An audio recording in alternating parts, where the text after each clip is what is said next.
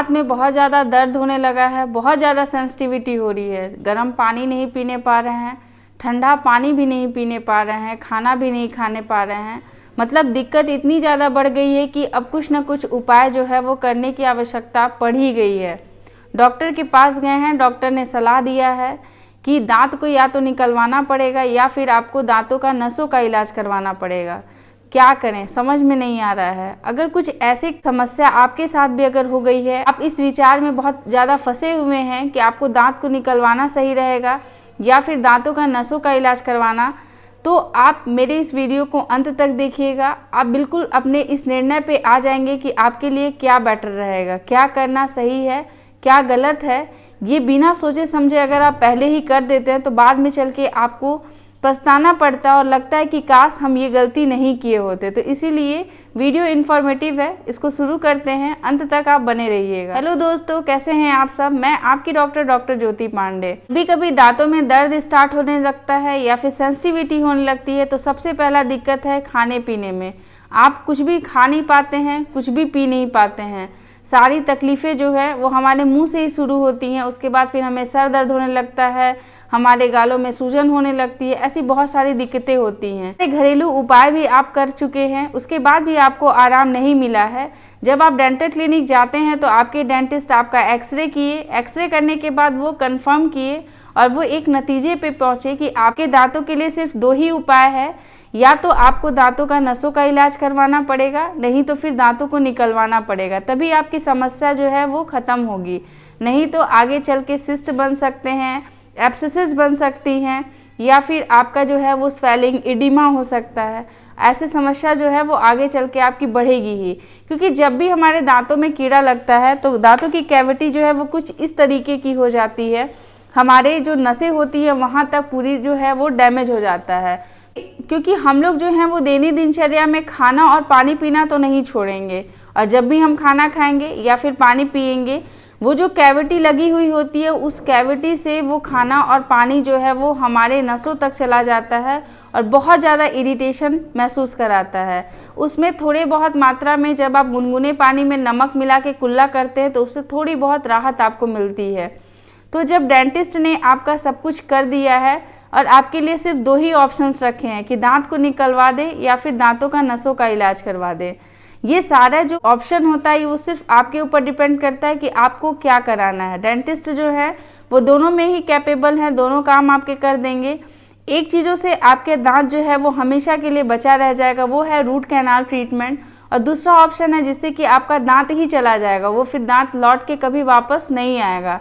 तो क्या करना चाहिए आपको जो है सबसे पहले इस चीज़ का ध्यान रखना चाहिए कि आपकी इकोनॉमिक स्थिति कैसी है। अगर आपके पास पैसे की दिक्कत नहीं है तो बेटर यही रहेगा कि आपको आपके दांतों को बचाना चाहिए, क्योंकि एक बार अगर ये नेचुरल चीज़ आपके मुंह से चला जाता है तो फिर दोबारा नहीं आता है।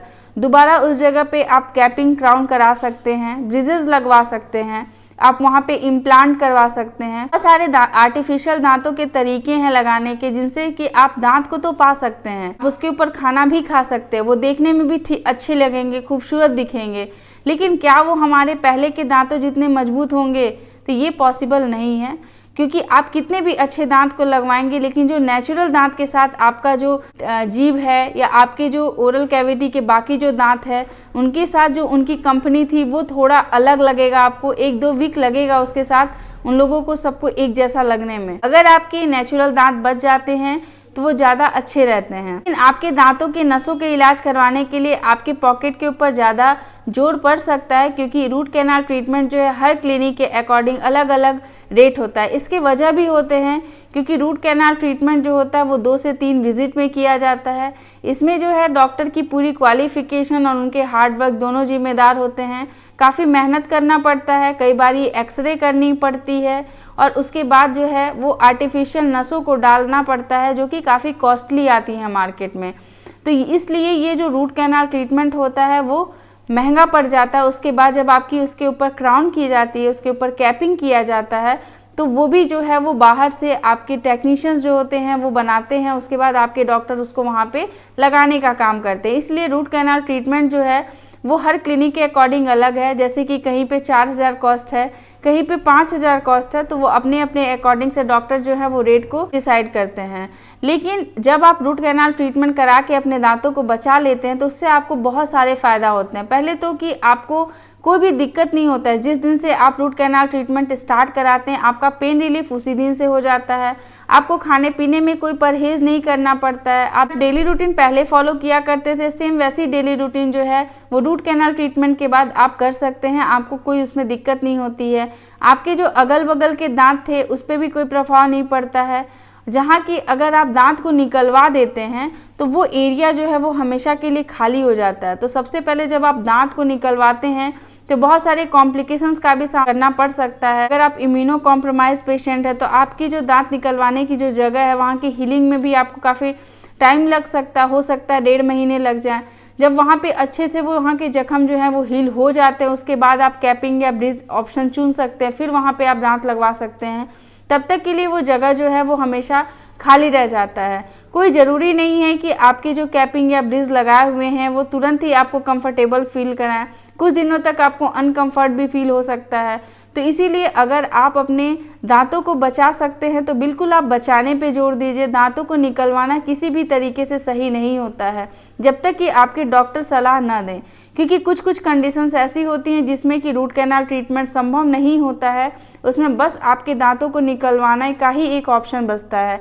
जैसे कि सिस्ट का कंडीशन हो गया या फिर कोई ज़्यादा एब्सेसिस का कंडीशन हो गया, तो उस कंडीशन में दांत को बचाया नहीं जा सकता तब तो ठीक है, तब दांत आप निकलवा सकते हैं। लेकिन अगर आपकी इकोनॉमिक स्थिति सही है तो आप कोशिश कीजिए कि आप अपने दांतों को ट्रीटमेंट करा करके और उसे बचा लीजिए। रूट कैनाल ट्रीटमेंट जब किया जाता है तो उसके कई प्रोसीजर होते हैं। जैसे कि फर्स्ट विजिट में जब आप डेंटिस्ट के पास जाते हैं तो डेंटिस्ट जो है वो आपकी नसों को निकालने का काम करते हैं। उसी समय आपका दर्द जो है वो बिल्कुल आराम हो जाता है। जब आप सेकेंड विजिट में जाते हैं तो उसकी बीएमपी की जाती है, मतलब उसमें कई तरह की दवाओं को डाल करके आपके नसों के जो रास्ते थे उसको क्लीन किया जाता है ताकि वहाँ पे कोई भी जो बैक्टीरिया है वो ना रहे, ताकि आपको दोबारा से कभी उसमें दर्द ना हो। थर्ड विजिट जब आप जाएंगे तो उसमें कैपिंग कर दी जाती है, उसमें गट्टा पर्चा डाल दिया जाता है, मतलब उसमें आर्टिफिशियल नसों को डाल के दांत को आपको पहले की तरह कर दिया जाता है। तो बहुत ही क्विक सा प्रोसीजर होता है। अब बहुत ही एडवांस टेक्निक आ गई है, लेज़र टेक्निक से भी आरसीटी कर दिया जाता है या फिर एंडोमोटर है उसके द्वारा बहुत ही आसानी से आपको बिना अनकंफर्टेबल बहुत ज़्यादा देर तक आपको मुंह नहीं खोलना पड़ता। उसमें बहुत ही आसानी से 10 से 15 मिनट में आपके जो कैनाल्स होते हैं वो क्लीन हो जाते हैं। तो इसीलिए रूट कैनाल ट्रीटमेंट जो है वो हर तरीके से आपके लिए फ़ायदेमंद रहेगा। तो आप जो है वो दांत निकालने पर ध्यान मत दीजिए, दांतों को बचाने के ऊपर ज़्यादा ध्यान दीजिए। आई होप कि आपको ये वीडियो समझ में आ गया होगा। कोई क्वेश्चन हो तो कमेंट कीजिएगा, अच्छा लगे तो लाइक कीजिएगा, लोगों के साथ शेयर कीजिएगा ताकि ज़्यादा से ज़्यादा लोग अवेयर हो सके और अपने दांतों को बचाने के ऊपर ध्यान दे सके। ऐसे इन्फॉर्मेटिव वीडियोज़ आपके साथ हमेशा शेयर करते रहेंगे, लाते रहेंगे नए नए वीडियोज़। तब तक के लिए अपना ख्याल रखिए, अपने आसपास के लोग का ध्यान रखिए। Take care, bye bye.